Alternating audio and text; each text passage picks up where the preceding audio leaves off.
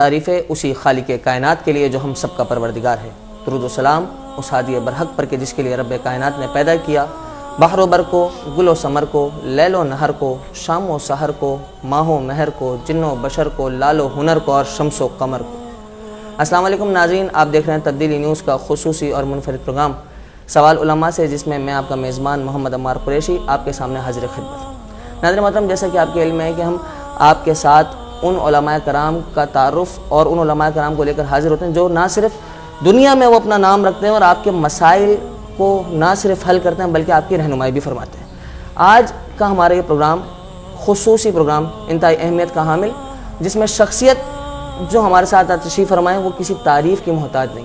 آپ وہ شخصیت جو حضور شیخ الاسلام ڈاکٹر محمد طاہر القادری کے لخت جگر ہیں، آپ صدر ہیں منہاج القرآن انٹرنیشنل کے اور ڈپٹی گورنر ہیں آپ بورڈ آف منہاج یونیورسٹی کے۔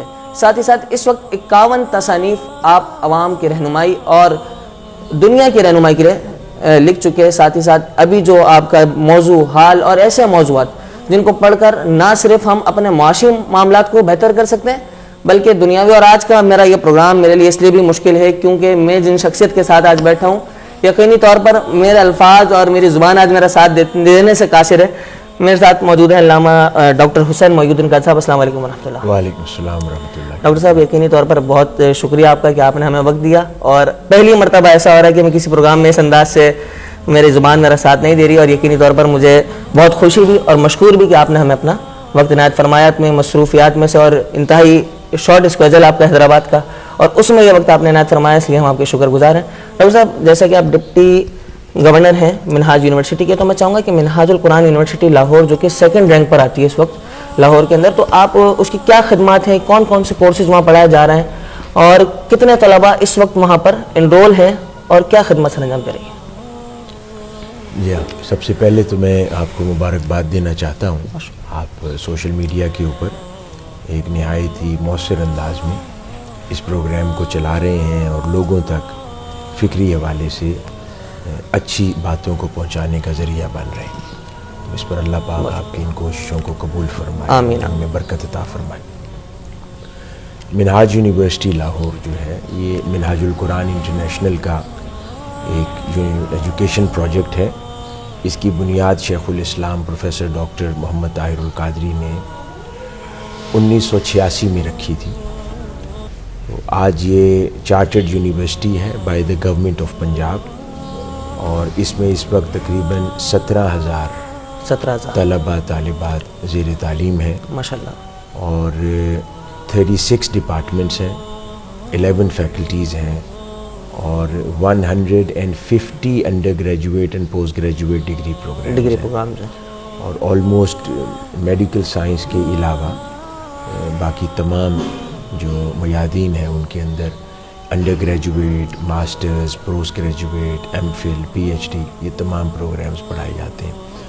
اور شاید ہی پاکستان میں اگر کوئی اور یونیورسٹی ہے جو میرے علم میں نہیں ہے، تو ابھی تک میری نظر سے اور کوئی یونیورسٹی نہیں گزری اس معیار کی جو براہ راست جس کو اقوام متحدہ نے اپنے ایکڈیمک امپیکٹ میں ممبرشپ دی ہو۔ تو منہاج یونیورسٹی کو آپ کہہ سکتے ہیں کہ یہ انسٹیٹیوشنلی اقوام متحدہ کی بھی ممبر ہے، اور بہت ساری انٹرنیشنل کولیبوریشنز ہیں جو منہاج یونیورسٹی کے ذریعے پاکستانی عوام کو میسر آ رہی ہیں۔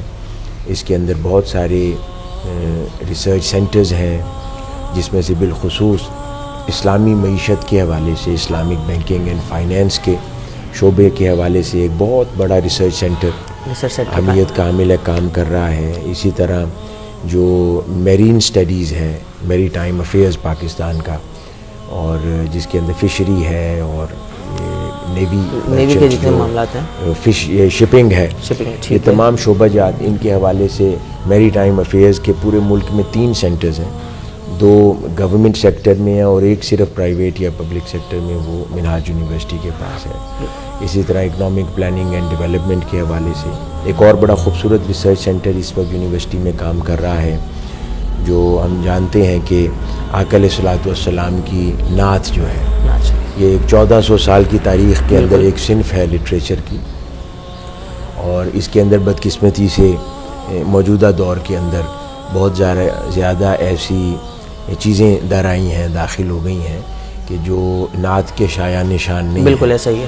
تو اس تناظر میں واحد منہاج یونیورسٹی ہے کہ جس نے ایک ریسرچ سینٹر قائم کیا ہے جس کا نام ہے حسان بن ثابت سینٹر فار ریسرچ ان نعت لٹریچر۔ زبردست، یعنی پہلے نعت خواں کی نسبت سے وہ جی ہاں، لٹریچر تو رکھا اب گیا۔ وہ اس کے اندر اب یہ کوششیں کی جا رہی ہے، جو ماہرین ہیں وہ فن نعت جو ہے، نعت پڑھنا، نعت کہنا، اور اس کے اندر آداب کو ملوز خاطر رکھنا، کس طرح کے الفاظ کا انتخاب آقا علیہ الصلوۃ والسلام کی بارگاہ کی شایع نشان ہونا چاہیے، اور پھر اس کی جو طرز نعت کی بنائی جاتی ہے کمپوزیشن، وہ بھی پھر مروجہ جو طرزیں ہیں ان سے ہٹ کر اوریجنل نعت کے شایع نشان بنائی جائے، تو اس کے اوپر وہ سینٹر محنت کر رہا ہے۔ اسی طرح ایک اور بہت خصوصیت کا حامل انسٹیٹیوٹ قائم کیا گیا ہے، اسے ہم کہتے ہیں شیخ الاسلام انسٹیٹیوٹ آف اسپریچول اسٹڈیز۔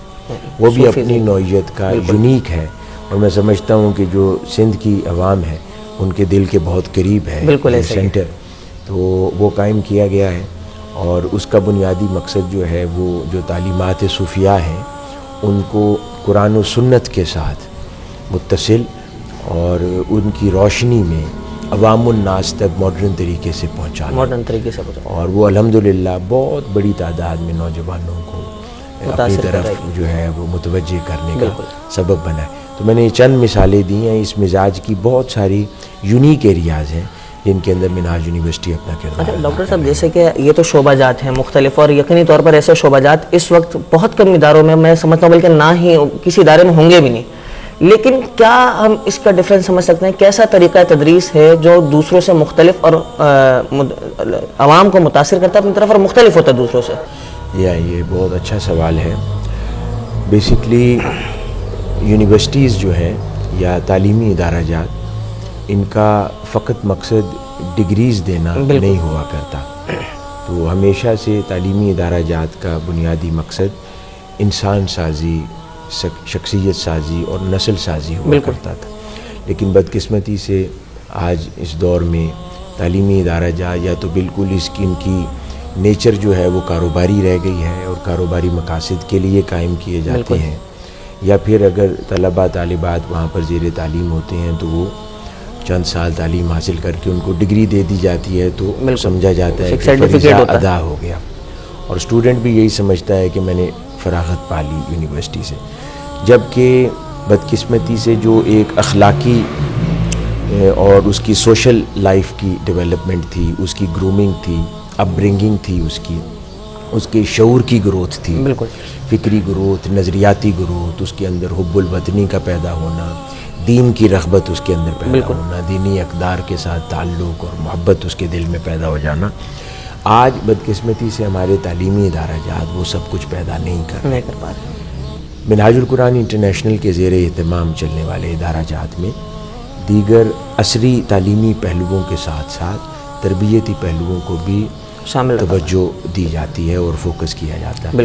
ایک تو بنیادی طرح امتیاز اگر سمجھا جائے تو تعلیمی ادارے میں یہ ہے، وہ ریلیجیس ایجوکیشن انسٹیٹیوشن نہیں ہے، اٹس اے جنرل یونیورسٹی، لیکن اس کے ماحول کو اس طریقے سے ترتیب دینے کی کوشش کی ہے کہ وہ باقی یونیورسٹیز کے مقابلے میں جب بچہ یا بچی یہاں سے فارغ و تحصیل ہو کے نکلے تو وہ بہتر پاکستانی، بہتر مسلمان اور بہتر انسان بن کر نکلتا۔ اور دوسرا پہلو جو ہمارے ہاں جو ایجوکیشن کو مؤثر اور بہتر بنا رہا ہے منہاج یونیورسٹی کے اندر، وہ اس کی ریسرچ انٹرسٹ ہے کہ یہ ایک ریسرچ اورینٹڈ یونیورسٹی ہے، 12 سے زائد ریسرچ سینٹرز ہیں، اور بین الاقوامی سطح پر اس کی جو کنیکٹیویٹی ہے، اور کثرت کے ساتھ سالانہ بہت ساری انٹرنیشنل کانفرنسز کا انعقاد کیا جاتا ہے، جس کے اندر اگر میں پورے سال میں اگر گنوں تو شاید 100 سے زائد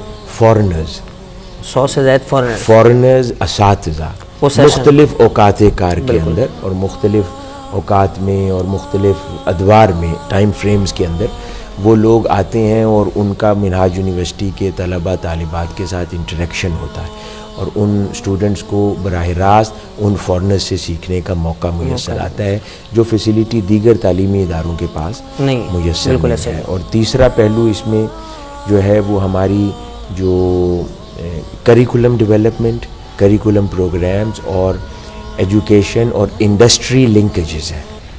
مثال کے طور پہ یہ ایک بہت بڑا المیہ آج تعلیمی اداروں کا اور بالخصوص یونیورسٹیز کے اندر کہ وہ انڈسٹری کی نیڈ اور ہے بالکل، اور تعلیمی اداروں میں کچھ اور پڑھایا جاتا ہے، یعنی پرانا سلیبس ان کا چلا جا رہا ہے اور انڈسٹری بالآخر وہ یہ شکوہ کرتے نظر آتی ہے کہ ہم جب فارغ و تحصیلی اداروں سے بچے کو لیتے ہیں تو وہ ہمارے کسی کام کا نہیں ہوتا، ہمیں از سر نو سکھانا پڑتا ہے ہماری ضرورت کو. تو اس صوبی ضرورت کو منہاج یونیورسٹی میں کافی حد تک پر کرنے کی کوشش کی گئی ہے. اور جتنے بھی ہمارے ڈپارٹمنٹس ہیں ان کے جو بورڈ آف اسٹڈیز ہیں جہاں پر کریکولم ڈیولپمنٹ کا کام ہوتا ہے اور کریکولم کی نظر ثانی ہوتی ہے، ان تمام بورڈز کے اندر اس سے متعلقہ انڈسٹریز کے لوگ بھی بیٹھے ہیں. اچھا، اس سے متعلقہ لوگ بھی رکھے گئے، متعلقہ لوگ انڈسٹری کے معروف چہرے وہاں پر بیٹھے ہیں اور براہ راست ان کو یہ اختیار حاصل ہوتا ہے کہ وہ کریکولم ڈیولپمنٹ کے اندر اپنی وہ انڈسٹریل انپٹ دیتے ہیں اور وہ آراء دے سکتے ہیں کہ اس وقت ہمیں کون سے مضامین کی ضرورت ہے، طلباء طالبات کو کیا پڑھایا جانا چاہیے. تو اس سے بھی کافی حد تک الحمدللہ اسٹوڈنٹس کے اندر ایک کانفیڈنس اور اسکل سیٹ بہتر نظر آتا ہے. اور آن اینڈ آف ہمارے جو انڈسٹریل ایکسپوز اور جاب فیئرز ادھر ہوتے رہتے ہیں، تو کئی بار جب اس طرح کا جاب فیئر یونیورسٹی کے طلباء طالبات کے لیے لگا ہوتا ہے تو مجھے بھی ان سے ملاقات یا انٹریکٹ کرنے کا موقع میسر آتا ہے.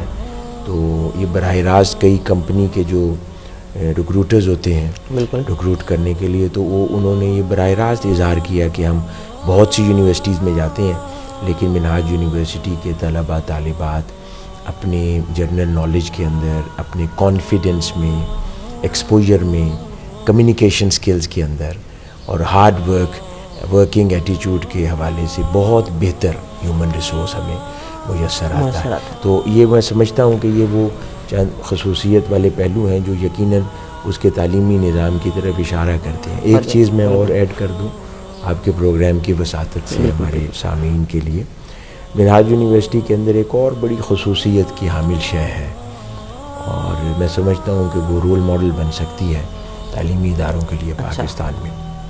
وہ منہاج یونیورسٹی کی روبوٹک لائبریری ہے. روبوٹک لائبریری تو یہ اس وقت صرف پاکستان کی ہی نہیں، میں یہ بات اعتماد سے اس لیے کہہ سکتا ہوں کیونکہ میری اپنی ساری تعلیم پاکستان سے باہر 3 بر اعظموں میں ہوئی ہے اور بہت یونیورسٹیز میں پڑھتا رہا ہوں اور آج پاکستان سے باہر یونیورسٹی آف میلبرن میں پڑھاتا بھی ہوں. تو بہت سی یونیورسٹیز میری نظر سے گزری ہیں اور میری نظر سے کوئی ایک یونیورسٹی ایسی نہیں گزری جدھر اس مزاج کی مکمل روبوٹک لائبریری میں نے دیکھی ہو پاکستان سے باہر بھی.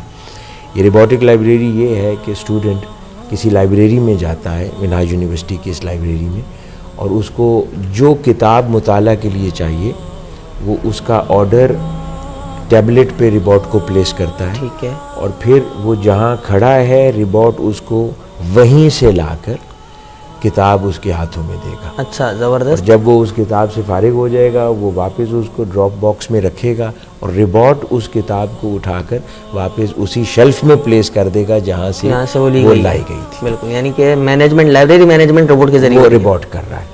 اسی طرح پھر انفارمیشن روبوٹس وہاں پر گھومتے ہوئے نظر آئیں گے. ایڈمیشن آفس کے اندر آپ کو انفارمیشن روبوٹس گھومتے ہوئے نظر آئیں گے کہ کوئی بھی بیسک انفارمیشن کے لیے واک ان کرے دفتر کے اندر اور کوئی آدمی نظر نہیں آ رہا تو وہ روبوٹ سے پوچھے گا میں نے فلاں شخص کو ملنا ہے، وہ روبوٹ لے کر چلا جائے گا اس کے آفس میں. اسی طرح لائبریری کے اندر جو ہے وہ انفارمیشن روبوٹ ہے. آپ کو انفارمیشن چاہیے کہ فلاں شخصیت کی کتابیں کس ریک میں پڑی ہیں تو وہ روبوٹ کے پیچھے پیچھے چلتے جائیں، وہ آپ کو وہاں تک پہنچا دیں. تو اس مزاج کی کئی ایڈوانس چیزیں بھی منہاج یونیورسٹی میں کی گئی ہیں کہ جو تعلیم کو ایک دوسرے درجے پر بالکل اعلیٰ درجے پر لے جانے کی ایک کاوش ہے.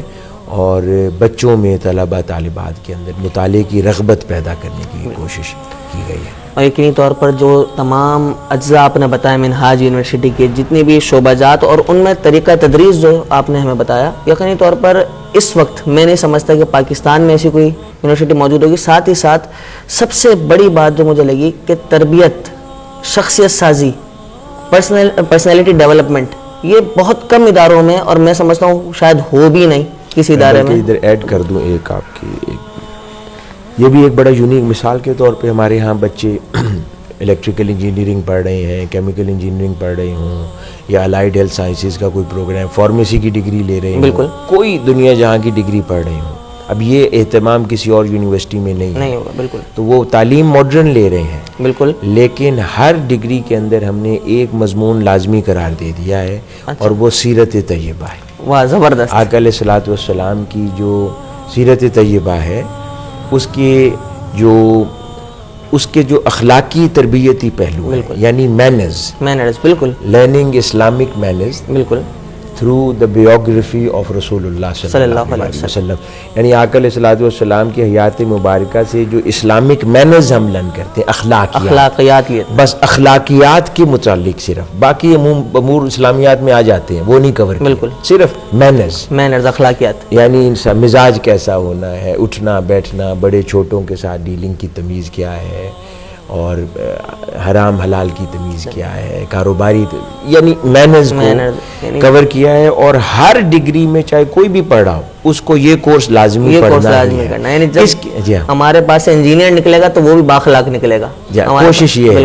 تو باقی اللہ پاک کا فیصلہ ہے. تو لیکن یہ کہ یہ کوشش ہم کر رہے ہیں، تو جس سے کم از کم ہر جو پروفیشنل ہے وہ آقا علیہ الصلوۃ والسلام کی سیرت طیبہ سے انٹروڈیوس ہو سکتا ہے. اس قسم کی جو ممکنہ انیشیٹیوز ہوتی ہیں وہ وہاں پر کرتے ہیں، جو اوور آل ماحول کو باقی ادارہ جات کے مقابلے میں بہتر کرنے کا منفرد کرتا ہے. بالکل زبردست. اور ڈاکٹر صاحب یقینی طور پر آج آپ سے موقع کا فائدہ بھی اٹھایا جائے. آپ نے ایک کتاب ابھی IMF کے حوالے سے بیونڈ IMF لکھی، اور ڈاکٹر صاحب جیسے کہ پاکستان کے حالات ہیں، غربت، بے روزگاری، اور اس کے علاوہ قرضے، پاکستان قرضوں میں ڈوبا ہے مکمل طور پر. اب کہیں کہیں ہمیں سننے کو ملتا پاکستان دیوالیہ ہو جائے گا بعض جگہوں پر. پھر اب ایسی صورت کا اس کتاب کا آنا، IMF کے قرضوں سے نجات کے حوالے سے گفتگو کرنا، اور تو میں سمجھتا ہوں کیا خلاصہ آپ اس کتاب کا کرنا چاہیں گے، اور ہمارے ناظرین کو جو دیکھ رہے ہیں اور ہمارے سامعین جو سن رہے ہیں ان کو کیا پیغام دیا جائے گا، اس کتاب کا کیا خلاصہ اور مقصد کیا ہے اس کتاب کا؟ جی، اس کتاب کا نام جیسے آپ نے فرمایا بیونڈ IMF ہے، اور اس کا مقصد اپنے نام سے ہی واضح ہے کہ جیسے کہ پاکستان جو ہے وہ اینول جو فسکل ڈیفیسٹ ہوتا ہے، اس کے اندر سال ہا سال سے اس گرداب میں ایسا پھنسا ہوا ہے کہ ہر بار اسے انٹرنیشنل جو ادارہ جات ہیں جیسے کہ IMF ہے یا پیرس کلب ہے یا دیگر جو انٹرنیشنل بینکس ہیں، ان کی طرف جانا پڑتا ہے قرض کے لیے. بالکل ایسا. اور وہ قرض لا محالہ ان ادارہ جات کا بزنس ماڈل ہے کہ وہ انٹرسٹ کے ساتھ آتا ہے. بالکل ایسا ہی ہے. تو پہلی چیز تو یہ ہے کہ ان ادارہ جات کے ساتھ تو کوئی شکوہ ہے نہیں کہ وہ ان کا بزنس ماڈل ہے. بالکل ٹھیک ہے. ہم ان کے پاس قرض لینے جاتے ہیں کہ ہمارا مسئلہ ہے، یہ ہمارا مسئلہ ہے کہ ہم کیوں جاتے ہیں، ہم اس کا کوئی آلٹرنیٹیو کیوں نہیں تلاش کرتے. بالکل ایسا ہی. ادروائز جب بھی ان کے پاس جائیں گے وہ تو اسی کام کے لیے ادارہ جات بنے ہیں، انہوں نے قرضہ دینا ہے اور اپنی شرائط پہ دینا ہے. بالکل ایسا ہی ہے. اور انہوں نے اپنے نقصان کے لیے تو پیسہ دینا نہیں. بالکل حقیقت ہے. تو جس کا پیسہ ہے اس نے فائدے کے لیے دینا. بالکل ایسا ہی ہے. تو اس نے اپنا فائدہ دیکھنا ہے، آپ کا فائدہ نہیں دیکھنا بنیادی طور پر. کیونکہ IMF یا ایسے ادارہ جات یہ چیریٹیز نہیں ہیں. بالکل ایسا ہی ہے. یہ فائنینشیل انسٹیٹیوشنز ہیں، اور فائنینشیل انسٹیٹیوشنز تبھی فائنینشیل انسٹیٹیوشنز کہلاتے ہیں کہ وہ منافع بخش ہیں. بالکل منافع بخش ہیں. اگر وہ چیریٹی کریں اور خیرات کا عمل کریں تو ان کو NGOs کا، ان کو ویلفیئر ادارہ کہا جائے گا. تو اس لیے وہ شکوہ ان سے نہیں بنتا. بالکل. لیکن دوسری طرف ہماری پریشانی تو جوں کی توں ہے. تو اس سلسلہ میں تو میں نے ایک ماڈل پہ کام کیا، اور اسلامک اکنامکس اور بینکنگ فائنینس سے متعلقہ اسلامی تاریخ کے اندر ایک بہت شاندار پریکٹس مروجہ رہی ہے، اور اس نے بہت سارے مسلم ممالک کو معاشی طور پہ مستحکم کیا تاریخ کے اندر. اور اس پریکٹس کی بنیاد خلفائے راشدین کے زمانہ اقدس میں پڑی اور بعد ازاں مختلف ڈائنیسٹیز میں چلتی رہی. اموی دور عباسی دور کے اندر بھی یہ پریکٹس پروان چڑھتی رہی اور بعد ازاں عثمانی دور کے اندر اس نے بہت زیادہ ترقی کی اس پریکٹس نے. اور آج بھی ملیشیا، قطر، انڈونیشیا اور سعودی عربیہ جیسے ممالک اس سے بہت فائدہ اٹھا رہے ہیں. سوال پیدا ہوتا ہے وہ کیا ہے؟ بالکل وہ وقف فنڈ ہے. یعنی اسلامک اکنامکس کے اندر ایک سوشل فائنینس کا ایک انسٹرومنٹ، ٹول یا پروڈکٹ ہے جس کو ہم وقف کہتے ہیں. ٹھیک ہے. ایک ادارہ قائم کر دیا جاتا ہے. آپ نے یہ تو سن رکھا ہوگا، میں عام فہم انداز میں ایک لے مین لینگویج میں آڈینس کے لیے عرض کر دیتا ہوں کہ جیسے ہم دیکھتے ہیں کہ کسی نے کوئی زمین کا ٹکڑا مسجد کے لیے وقف کر دیا. بالکل ایسا ہی. اب یہ جملہ بولتے ہیں ہم. یا کسی مدرسہ کے لیے کسی نے عمارت وقف کر دی. اتنا تو سن رکھا ہے. بالکل ایسا ہی. کہ ایک آدمی کے پاس اس کے مال کا ایک اضافی شے تھی اور اس نے اللہ کی راہ میں وقف کر دی، وہ وقف کر دی. بالکل ایسا ہی. اب وہ ادارہ مالک ہو گیا اس شے کا. ٹھیک ہے. اب وہ اس کو چلاتا ہے اور اس کے ذریعے ہزاروں لاکھوں لوگوں کو بالکل فائدہ پہنچتا ہے. ٹھیک اسی طرح ایک ماڈل ہے کیش وقف. اور ان اسلامک ڈائنیسٹیز نے انکلوڈنگ آٹمنز، انہوں نے اس کو صرف دینی، تعلیمی یا مساجد کے لیے ہی صرف وقف کے ماڈل کو نہ رکھا بلکہ اکنامک ڈیولپمنٹ کے لیے اس اسلامک پروڈکٹ کو آگے منظر پر لے کر آئے. اچھا.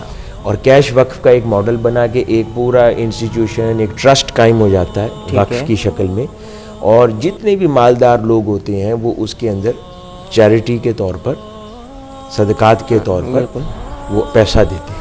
جن کے پاس اضافی پیسہ ہے یا لوگ مر رہے ہیں، جیسے لوگ مرتے ہوئے وصیت کر دیتے ہیں، بالکل اس کی جائیداد ہے وہ ویسے انڈیویجولی لوگوں کو دے جاتا ہے تو اس کے برعکس وہ اس وقف کو دے جاتا ہے ملک کی خاطر. بالکل. تو اس طرح وہ اس کا پول گریجولی انکریز کرتا چلا جاتا ہے اور پوری دنیا کے اندر لکھوں کھا لوگ ایسے ہوں گے جو ارب ہا کے مالک ہیں. بالکل ایسا ہی. اور ان کے پاس وسائل بھی ہیں دینے کے لیے اور این جی اوز کے اوپر خرچ بھی کرتے ہیں. تو اگر اس طرح کا وقف میں نے یہ ماڈل پروپوز کیا کہ اگر پاکستانی حکومت کے زیر اہتمام، یعنی اسٹیٹ بینک آف پاکستان ہو، ایس سی سی پی ہو اور فائنانس منسٹری ہو، ان کے زیر اہتمام ایک کیش وقف فنڈ قائم کر دیا جائے اور وہ براہ راست حکومت کے تابع نہ ہو، ایک انڈیپینڈنٹ آئیڈینٹی ہو. ٹھیک ہے. انڈیپینڈنٹ اینٹیٹی ہو اور انڈیپینڈنٹ آئیڈینٹی رکھتا ہو.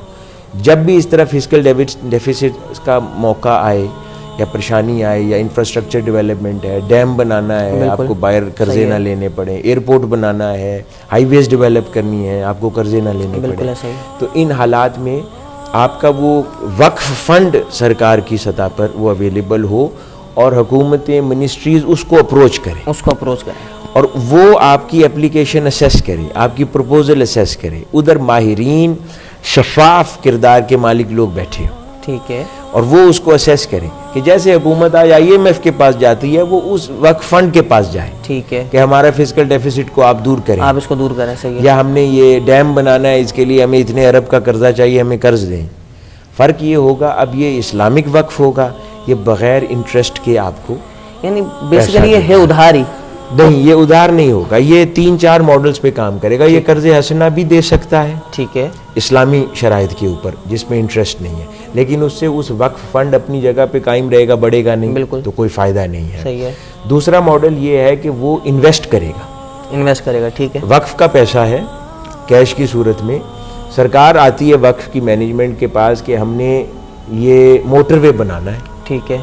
وہ کہے گا ٹھیک ہے میں آپ کو پیسہ دیتا ہوں، لیکن اس موٹر وے کے جو ٹول کے ذریعے جو آپ نے منافع حاصل کرنا ہے وہ 50% شراکت اس میں ہماری ہے، ہمیں ریٹرن ملے گا. بالکل. تو اس ریٹرن کے پیسے سے وقف کا پول بڑھتا چلا جائے گا. ٹھیک ہے. بالکل ایسا اور گریجولی، اور اس کے اندر ہر سال اور بھی لوگ پیسہ دیں گے، جب اس پر اعتماد بنے گا تو وہ بذات خود اتنا بڑا ادارہ بن جائے گا کہ آپ کو باہر انٹرسٹ کے ساتھ کسی ادارے کی طرف دیکھنے کی ضرورت نہیں ہے. آپ کے ملک کے اندر اس ضرورت کو کا کفیل اور پورا کرنے والا بغیر سود کے قرض اور انویسٹ کرنے والا ادارہ بن جائے گا.